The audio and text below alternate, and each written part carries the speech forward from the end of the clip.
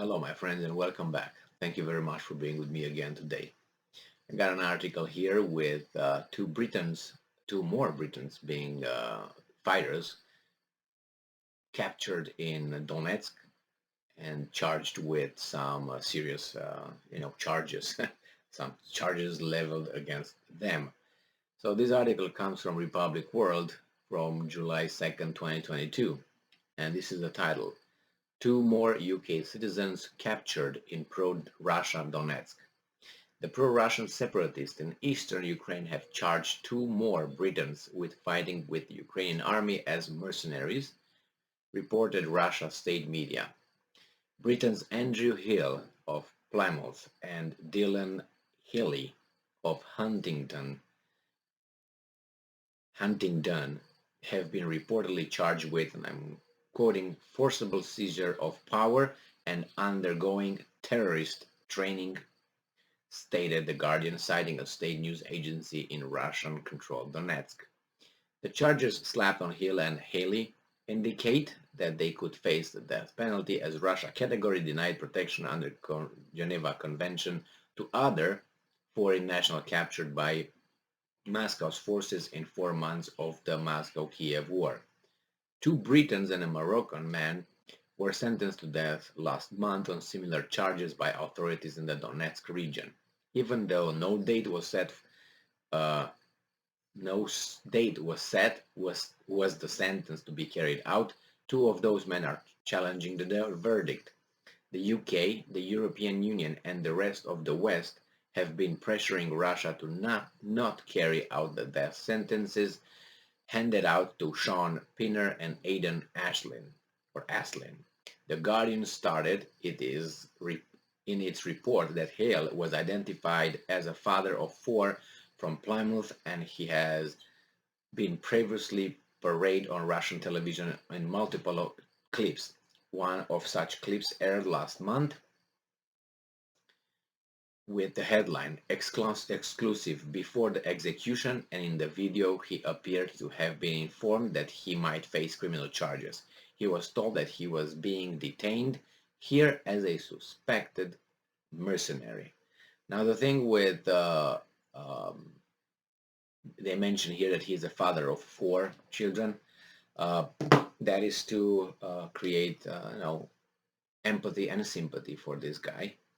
But I will ask this: I would put myself in, let's say, the Russian mothers and children of the Russian soldiers who are over there, where this father probably shot at or had intentions of killing them. So it's a father of children of from Great Britain versus, let's say, a father of children from Russia. Why one child is more important than the other one? It shouldn't be. Now, personal actions should be considered, evaluated, assessed, not my children's actions based on my actions. So, or that's collective punishment, or guilt by association, and I don't believe in that, because that is not how we in our civilization used to look at matter. There were other cultures that were looking at the matter, and they were dispensing justice, quote unquote, according to this kind of so-called values. So I don't think that, for instance, collective punishment. I definitely don't think collective punishment or punishment by association or by guilt should be dispensed. And I'm going to give you an example very easily. I'm going and I'm going to rob a bank. Why should my children go to jail with me? It was me who did that. On the other hand, when I go to jail for my actions, I don't. If my family decides, let's say, to apologize in my name, that should mean zero. Why? Because again, that's my action, and maybe I condone that action as a criminal. I would say, well, I don't want you to apologize for me.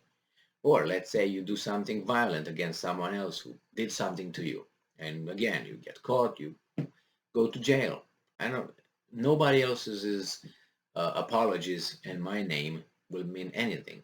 That's why when I hear, for instance, presidents of certain countries apologizing for that and that and that and that without them doing it, and they say we apologize in the name of the country because we represent the office, we are in charge, we represent the United States, let's say presidency, and here let's say I apologize for the crimes committed by, and they say the U.S. Army or something killing Indians or something like that, and I apologize in the name of who? Who exactly are you apologizing in the name of whom? About U.S. Army? Well, you see, U.S. Army had a long history, and if a few departments, detachments, or a few commanders ordered in that period of time, you know exactly who they are. So by let's say I apologize in the name of the United States, you include me over there. You include him. I didn't do anything. And you include also people who might, how should I say, don't feel sorry about certain things that their country did. And you apologize for them. Maybe they don't want you to apologize. You don't have their consent to apologize. You know what I mean? You make him guilty by association for not doing anything. And you pretend to have the authority of apologize to some other people that nothing happened to them, for some other people who again did not do anything, for something that you know the exact names, the exact people. That's why when you hear United States, and I totally disagree with this, and I think it's an insult, but they don't care. Is this when they say in their history books, or when the teachers, the professors, the politicians talk about the Europeans came here at the States and they committed genocide on the um, Indian Americans. Well, they say Europeans. Well, I'm a European of Romanian descent. I don't remember anything written in history that my ancestors came here and killed Indians. So you put my nationality, you put me in the same group with known people. You know who they are. You know their names. You know that you know the countries. And again, you can't lump the whole country. So that's a very slick. It's like I'm part of this neighborhood, and I'm gonna say, well, a neighborhood when I go, let's say, in a different neighborhood and I commit some crimes over there, let's say, they will charge me and say, well, the resident of this community, the community of this. No, it's not a community. It's exactly, particularly me. It's not a community. It's not my neighbor. It's not my family. It's just me. So um, this is a way of distracting attention and trying to put. I started with this guy with his 4 children. The Russians have children too and parents. What are you going to tell to the parents that lost their child over there? He should not have gone. Why? Because they fight in the name of the what? The bad guy or what? And are his children guilty of that, of the decision? They don't matter. They don't have the same value. This is called, I would say, what this article, and was balanced in the way it did, but he mentioned these guys, so we feel more sorry for his situation, that he as an adult, independent, free adult, got himself into it. Actions have consequences. Or we can say, well, he's not a mercenary over there. I don't know.